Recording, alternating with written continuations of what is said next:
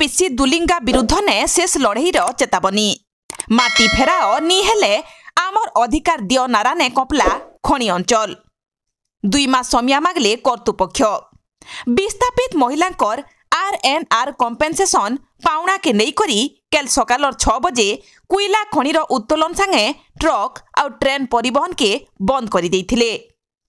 प्रतारणार शिकार होइथिबार विज्ञापित महिला माने 4 बरसर आंदोलन ती केतेबेले खणी बंद केतेबेले तहसील उपजिल्लापाल आ जिल्लापाल कार्यालय घेराव करी निजर विस्थापन आउ पुनर्वास राशि लगी दाबी करि आसुथिले।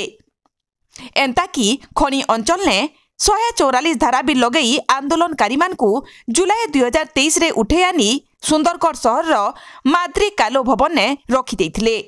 इटा के विरोध करी आउ महिलांकर अनुरोध रखी करी गिरफ हेइतबार महिलांकर लगी विस्थापित नेता डाक्टर हिमांशु शेखर षडंगी जाई करी प्रशासन संगे जुक्ति करी बेनियम गिरफ के विरोध करी महिला मानकु छड़े आनिथिले आउ आंदोलन के फेर जोरसोर आकार रे करिथिले।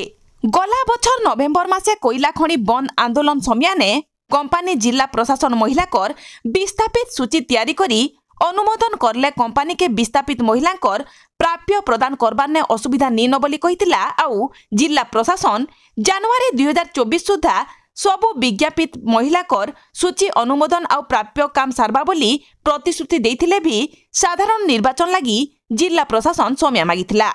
किंतु भोट सरला परे फेर घे जिलापालकर अभियोग कक्ष के घेराव करी प्रशासन गोटे कमिटी संगे स्क्रूटनी आउ रिसर्वे प्रक्रिया आरंभ करी फेर जुलाई 5, 2024 दिने जिलापाल श्री हर्षद पराग गाभाली 40 जन महिलाकर आरएनआर कम्पेनसेशन रो अनुमोदन करी हेमगिर तहसीलदार द्वारा कुलिंगा एनटीपीसी कंपानी के सांगे सांग अनुमोदन हेइथिबा राशि के हेमगिरी तहसील रो बैंक अकाउंट रे जमा करबार के आदेश देथिले।